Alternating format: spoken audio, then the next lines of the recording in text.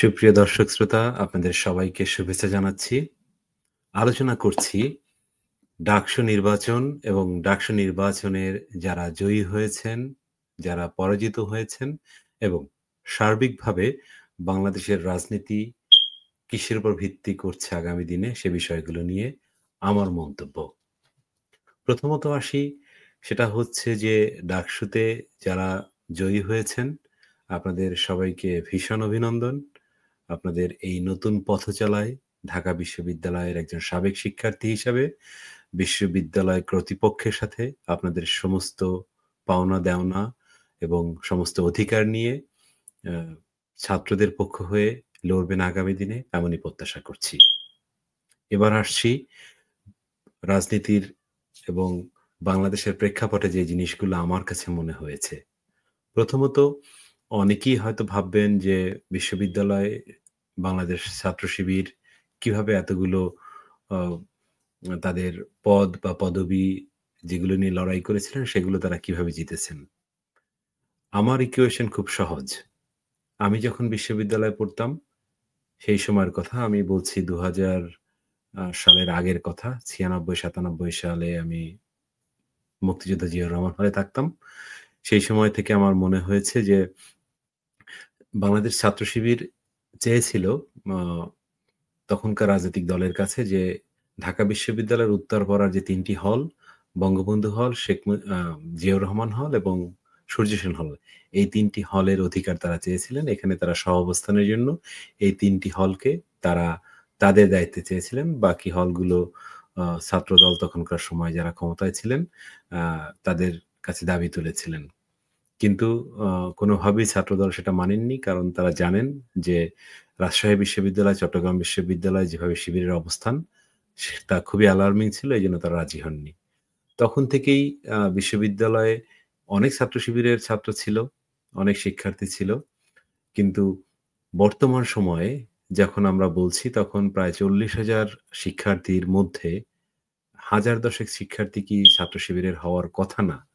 যেখানে আশেপাশে আলিয়া মাদ্রাসা রয়েছে, তামিরুল মিল্লাত রয়েছে। বকশীবাজার অঞ্চল যেটা আমরা বলছি, এই অঞ্চলটা আসলেই মাদ্রাসা কেন্দ্রিক এবং জামাতের আখড়া কেন্দ্রিক বা ছাত্র শিবিরের আস্তানা কেন্দ্রিক প্রতিষ্ঠানগুলো ঢাকা বিশ্ববিদ্যালয়ের খুব কাছে অবস্থিত। এছাড়া বিশ্ববিদ্যালয়গুলোতে আ বিভিন্ন মাদ্রাসা থেকে আগত ছাত্রছাত্রী এবং শিক্ষার্থীদের আ শিবির বা জামাত ইসলাম তাকে প্যাট্রোনাইজড করে, ফান্ডেড করে দীর্ঘ সময় ধরে ঢাকা বিশ্ববিদ্যালয়ে তাদের এই অবস্থানের জন্য তারা ইনভেস্ট করেছে। সেখানে যেমন তাদের মতাদর্শের শিক্ষার্থীদের চান্স পাওয়ার ক্ষেত্রে সহযোগিতা করেছে, তাদেরকে ইনভেস্ট করেছে, তাদের শিখিয়েছে, তাদের কোচিং করিয়েছে। ঠিক সেভাবে যারা এখানে জয়েন করেছে, জয়েন করার পরে তথাকথিত বা আমাদের বর্তমান সময়ে যেসব লেজুর ভিত্তিক দলগুলো রয়েছে, একজন শিক্ষার্থী স্বাভাবিকভাবেই দেখেন তাদের নির্যাতন বা তাদের নিষ্পেষণ বা তাদের শোষণ অথবা তাদের হলের এই সিট বাণিজ্য, ভাত বাণিজ্য, রাজনীতি বাণিজ্য এগুলোতে তারা অতিষ্ঠ। এগুলোর জন্য ছাত্র শিবির খুব সহজেই একটা কৌশল নিয়েছিল যে কৌশলের মাধ্যমে তারা খুব সহজেই সাধারণ শিক্ষার্থীদের তাদের প্রতি আকৃষ্ট করেছেন এবং শিবিরের ছায়াতলে তাদেরকে নিয়ে এসেছেন এবং এখানে অনেক রিক্রুট হয়েছে। পাশাপাশি আ গত রাজনৈতিক দলের যারা লেজুর ভিত্তিক দল ছিল বাংলাদেশ ছাত্রলীগ, তারাও বিভিন্ন সময়ে, সময়ে অসময়ে তাদের লুঙ্গির নিচে বলেন আপনারা, আমি শব্দটা ব্যবহার করছি না। তাদের ছায়ায়, তাদের ছত্রছায়ায় তাদেরকে টাকা দিয়ে, ফান্ড দিয়ে, সুযোগ দিয়ে, সুবিধা দিয়ে তারা তাদের এই কার্যক্রমগুলো আ খুব সুপ্তভাবে চালিয়েছে। যারই ফলশ্রুতিতে আমরা আজকে দেখতে পাচ্ছি যে বিশ্ববিদ্যালয়ে যে নির্বাচন হয়েছে সেখানে ১৪ থেকে ১৫,০০০ ভোট আ বা ১৫,০০০ শিক্ষার্থী তাদের পক্ষে ভোট দিয়েছেন। এটা খুব অস্বাভাবিক নয়। এই মাত্রাটা আরো বেশি হলে আমি মানে আশ্চর্যান্বিত হতাম না। এখন আসেন যে রাজনীতিতে জেতার জন্য তাদের এই ট্রিকস বা তাদের এই স্ট্র্যাটেজি আমি বলব, সেটা কিভাবে তারা করেছেন।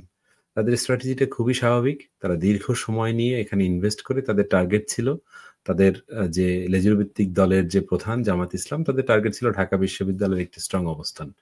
সেটির জন্য তারা দীর্ঘ সময় ইনভেস্ট করেছেন, অপেক্ষা করেছেন এবং তাদের যেই ভোট ব্যাংক তৈরি করেছেন, যেখানে অন্যান্যদের ভোট ভাগ হয়েছে। ছাত্রলীগের ভোট কাদের পক্ষে গেছে আমি জানি না।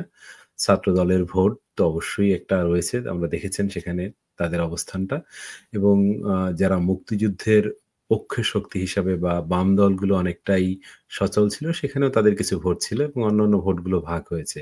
এবং মনে রাখতে হবে যে এটা একটা বিশাল একটি প্যানেল, ৪০ এর অধিক প্যানেলের যখন নির্বাচন হয় তখন ভোট বিভিন্নভাবে ভাগ হয়ে যায়।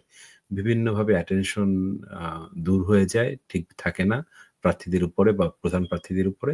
সেই হিসাবে কিছু স্ক্যাটার্ড ভোট হয়েছে যেটা হয়তোবা ছাত্র দল বা অন্যান্য বাম দলদের হারার জন্য একটি কারণ হতে পারে বা স্বতন্ত্রদের জন্য একটি কারণ হতে পারে। এ বাদে আরেকটি বিষয় আমার খুব আ মন মনে আকর্ষণ করছে সেটা হচ্ছে যে বিশ্ববিদ্যালয়ের প্রশাসন। দেখেন যখন আমরা কথা বলি যে ছাত্রদল বা বিএনপি যখন বাস স্ট্যান্ড, টেম্পো স্ট্যান্ড দখল করার চেষ্টা করছেন, তখন তারা বিশ্ববিদ্যালয়ের উপাচার্য, উপ-উপাচার্য, প্রক্টরাল এবং আ রেজিস্ট্রার এই পজিশনগুলি নিয়ে তারা চিন্তা করেছেন। আমার জানা মতে আমার এক বন্ধুর ভাই আ আ খুব জামাতপন্থী। সে একটি ইউনিভার্সিটির প্রো ভাইস চ্যান্সেলর হিসেবে জয়েন করেছেন। তো নিয়াজ সাহেবকে অনেকেই বলে থাকেন যে তিনি জামাতের রিক্রুট। আমি জানি না উনি কিসের রিক্রুট। বাট উনি যে আসলেই ক্যাডার ভিত্তিক রাজনীতি করেন তার প্রমাণ দেখেছি। উনি যেমন থ্রেট দেন ছাত্রদলের শিক্ষার্থীকে, আবার শিক্ষার্থীরাও থ্রেট দেন। এই বিষয়গুলো আমরা যখন ছাত্র ছিলাম তখন কয়েকজন হাতে গোনা শিক্ষকদের মধ্যে দেখেছি। কিন্তু এখন ওনাকে দেখে মনে হয়েছে যে একজন ভিসি যেমন থ্রেট দিতে পারেন, থ্রেট খেতেও পারেন। তো সেদিকে মনে হয় যে উনি অবশ্যই কোনো না কোনো স্ট্রং একটি আদর্শের সাথে জড়িত। আদারওয়াইজ উনি এতটা পাওয়ারফুল হতেন না বা এতটা উনি স্ট্রং হতেন না শিক্ষার্থীদের উপরে। তো সেক্ষেত্রে এই যে শিক্ষা ব্যবস্থা প্রক্টর থেকে শুরু করে আ ভিসি, প্রভিসি, হাউস টিউটর এমনকি আমরা যেটাকে বলি যে প্রভোস্ট হলের যে প্রধান থাকেন, তাদের পর্যন্ত তারা রিক্রুট করেছেন। এর ফলে একটা এনভায়রনমেন্ট ক্রিয়েট হয়েছে। সাধারণ শিক্ষার্থীদের মধ্যে এক ধরনের আ প্রতিচ্ছবি তৈরি হয়েছে যে আসলে এরা ভালো কাজ করছেন এবং তাদের কিছু ভালো কাজও রয়েছে। আ লোক দেখানো যেটা বলি আমরা, যেটা সাধারণত আ অন্যান্য রাজনৈতিক দলগুলোর মধ্যে দেখা যায় না। তারা গরমে ফ্যান, এসি, পানির কুলার, ফিল্টার বহুত কিছু নিয়ে আপনাদের সাথে হাজির হয়েছেন এবং তাদের যে পৃষ্ঠপোষক প্রতিষ্ঠান জামাত ইসলামী বাংলাদেশ, তারা আসলেই এই ব্যাপারগুলোতে ইনভেস্ট করেন এবং তাদের সাংগঠনিক অবকাঠামো খুবই স্ট্রং, যার ফলে এই কাজগুলো হয়েছে। এখন এইজন্য ছাত্র দলের কি করার আছে বা আওয়ামী লীগ বা বাংলাদেশ আওয়ামী লীগের ছাত্র সংগঠন ছাত্রলীগের করার কি আছে? প্রথমত দেখেন, আপনারা এই নির্বাচনের রেজাল্ট মেনে নেন। নিয়ে আপনারা আপনাদের নিজেদের তৈরি করুন। কারণ আগামী দিনগুলোতে বাংলাদেশে রাজনীতি করতে হলে অবশ্যই স্বচ্ছ এবং আপনাদেরকে আ জবাবদিহিতার মধ্যে আসতে হবে। দেখেন বাংলাদেশ ছাত্র শিবির দায়িত্ব নিয়েছে ১ বছরের জন্য, দেখেন তারা কি করে। এমন তো না গণতন্ত্রে আপনি তাদেরকে ছুঁড়ে ফেলে দিবেন বা ছুঁড়ে ফেলে দেওয়ার কোনো মানেও নাই আমার মনে হয়। আপনার কার্যক্রম, আপনাদের ভালোবাসা, আপনাদের অবস্থান পরিবর্তন হলে এমনিতেই আ আপনারা তাদের চেয়ে ভালো হলে আপনাদের গ্রহণ করবে ছাত্ররা। কারণ দেখেন বাংলাদেশের রাজনীতি এতটুকু বুঝি যারা ক্ষমতায় থাকে তাদের দোষের শেষ থাকে না। যারা ক্ষমতায় না থাকে তাদের ভালো কাজের করার অনেক সুযোগ থাকে।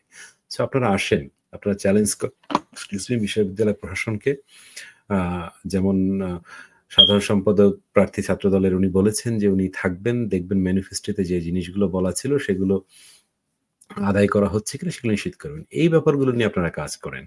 আমার বিশ্বাস যে আগামী দিনে অবশ্যই বাংলাদেশের বিশ্ববিদ্যালয়গুলোর শিক্ষার্থীরা অনেক মেধাবী, অনেক জ্ঞানী। তারা বুঝে নেবেন কে ভালো কে মন্দ। এটা হচ্ছে যে চাঁদ মামার মতো কে ভালো কে রে মন্দ আমি বুঝি না রে। ঠিক আছে? এরা বুঝে যাবে কে ভালো কে মন্দ। একসময় এসে আপনাদেরকে চিমটির পরিবর্তে চুমো দিয়ে যাবেন। এটাই আমার প্রত্যাশা। এবার আসি হচ্ছে আ এর জন্য কি আসলেই আ জাতীয় রাজনীতিতে এর কোনো প্রভাব আছে কিনা? জাতীয় রাজনীতিতে প্রভাব আছে কি আছে না সেটা আমি খুব একটা জ্ঞান রাখি না। তবে একটা জিনিস মনে হয়েছে যে জাতীয় রাজনীতির একটা প্রভাব থাকতে পারে। যেটা হয়তো স্ট্র্যাটেজিক্যাল ও হতে পারে। জামাত একটি ভয় দিয়েছে যে ভয়তে হয়তো বিএনপি ঘাবড়ে যাবে এবং একটা সময় বাংলাদেশের আওয়ামী লীগ বা ছাত্রলীগের সাথে এক হয়ে অ্যা হয়তো কোনো কার্যক্রম করার চেষ্টা করবে অথবা দর কষাকষি করার চেষ্টা করবে। আমি ব্যাপারটি খুব একটি বুঝি না। তবে বোঝার চেষ্টা করব। আগামী কোনো অনুষ্ঠানে সে বিষয়টি নিয়ে কথা বলব। সে পর্যন্ত আপনারা ভালো থাকুন, সুস্থ থাকুন, সুন্দর থাকুন, নিরাপদে থাকুন। ক্যাম্পাস ফুলের মতো পবিত্র থাকুক। ক্যাম্পাসের সমস্ত শিক্ষার্থী নিরাপদে থাকুক এমনই প্রত্যাশা। আল্লাহ হাফেজ।